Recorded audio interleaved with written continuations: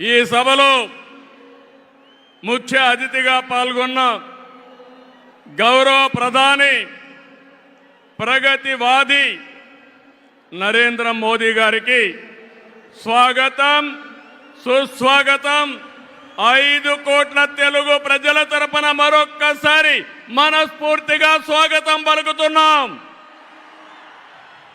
స్వాగతం పలకడం అంటే రాష్ట్రంలో ఇండల్లో ఉండే వారికి కూడా వినపడాలి, గట్టిగా చెప్పాలి, చప్పట్లు కొట్టి.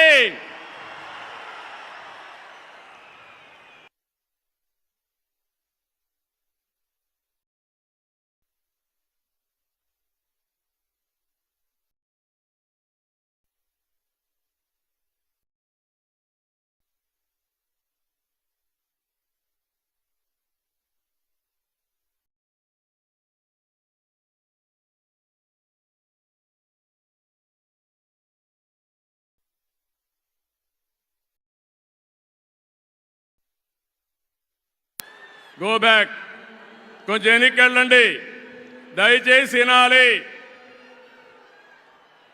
ఇప్పటికే. ఎందుకంటే అక్కడ మైక్ డిస్టర్బ్ అయితే ప్రధానమంత్రి గారు చెప్పాలనుకున్న సందేశం మనం వినే అవకాశం రాదు. కాబట్టి దయచేసి పక్కకి వెళ్ళాలి. జనసేన అధినేత పవన్ కళ్యాణ్ గారికి, బీజేపీ రాష్ట్ర అధ్యక్షురాలు పురంధేశ్వరి గారికి, 3 పార్టీల నేతలకు, కార్యకర్తలకు, అందరికీ మరొక్కసారి ప్రజలకు నా నమస్కారాలు. నేటి ఈ ప్రజాగళం సభ రాష్ట్ర పునర్నిర్మాణ భరోసా సభ. అది ప్రస్తుతం చూస్తే, మీ అందరి ఉత్సాహం చూస్తే అది నిరూపితమైంది. ప్రజల ఆశల్ని, ఆకాంక్షల్ని సాకారం చేసే సభ. ఇంకో పక్క 5 ఏళ్లలో విధ్వంస, అహంకార, అవినీతి పాలనతో ప్రజల జీవితాల్ని నాశనం అయ్యాయి. అందుకే ప్రజల గుండె చప్పుడు బలంగా వినిపించడానికి 3 పార్టీలు జట్టయ్యాయి. రేపు జరిగే ఎన్నికల్లో మీరివ్వబోయే తీర్పే ఈ రాష్ట్ర భవిష్యత్తును నిర్ణయిస్తుంది. మీ జీవితాలు తీర్చిదిద్దే బాధ్యత మాది. మీ మద్దతు, ఆశీర్వాదం మాకివ్వాల్సిందిగా మరొక్కసారి మిమ్మల్ని అందరినీ కోరుకుంటున్నాను. 3 పార్టీలు జెండాలు వేరు కావచ్చు, మా జెండా ఒకటే.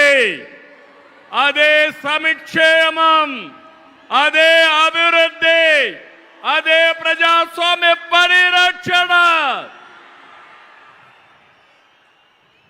అదే సమయంలో ప్రజల కోసం తప్పించే పవన్ కళ్యాణ్ గారికి కూడా అభినందనలు, ధన్యవాదాలు.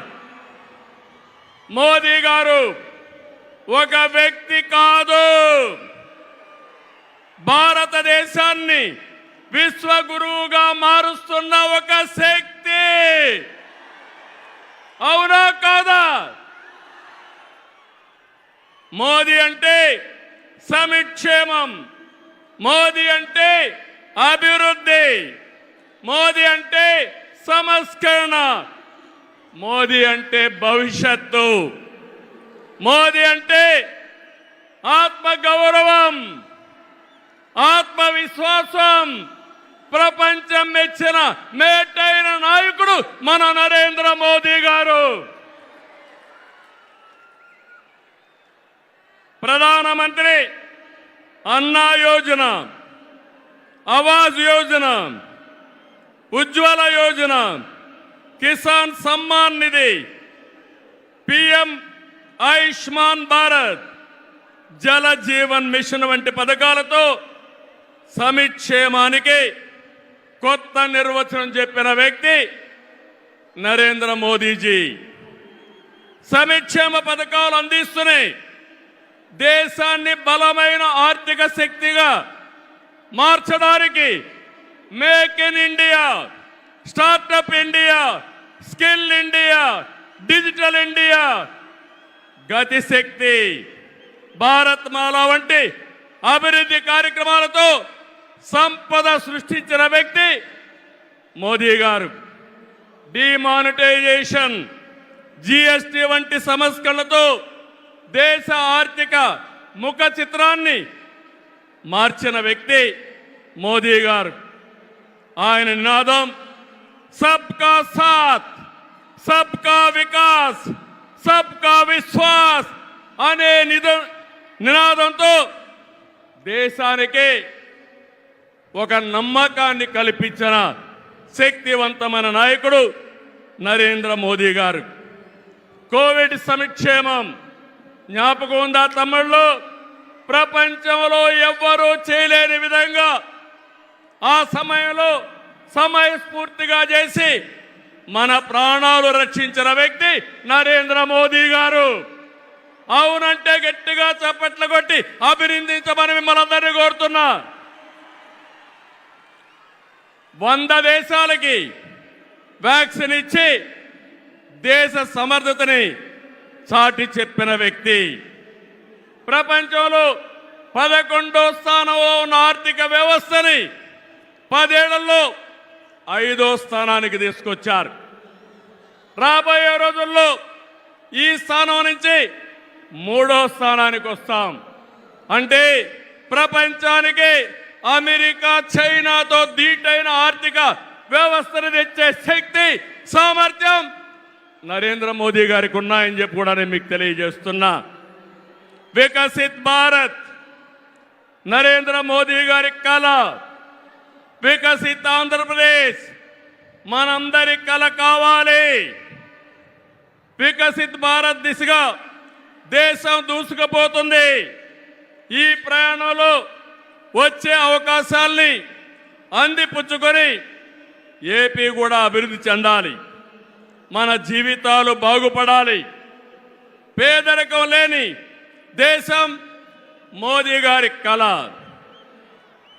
ఆయన సంకల్పం. ఈ రాష్ట్రంలో పేదరికం లేకుండా చేయడం మన సంకల్పం కావాలి. అందుకే మనం అందరం ఆయన ఆశయాలతో అనుసంధానం కావాల్సిన అవసరం ఉంది. ఒక విషయం ఇక్కడ చెప్పాలి. मोदी जी का संदेश है कि विकसित भारत के लिए यही समय है, सही समय है. నేను చెప్తున్నాను, मैं कहना चाहता हूं कि देश को सही समय में मोदी जी जैसा सही नेता मिला है. आपकी पूरी कोशिशों में हम आपके साथ रहेंगे, ये हमारा वादा है.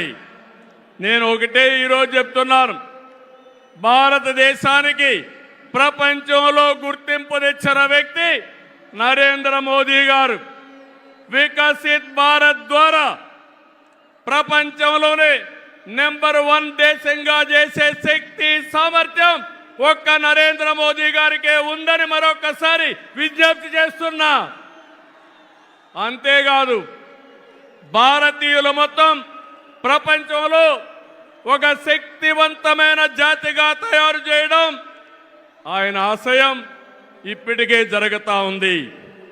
భవిష్యత్తులో ఈ దేశాన్ని జీరో పావర్టీ నేషన్గా తయారు చేసే శక్తి కూడా వారికే ఉంది. దేశం దూసుకుపోతా ఉంది. రాష్ట్రంలో సమస్యలు ఉన్నాయి. 2014 విభజన తర్వాత సవాళ్ళని, సమస్యల్ని అధిగమించాం. నవ్యాంధ్ర కోసం ముందుకు పోయాం.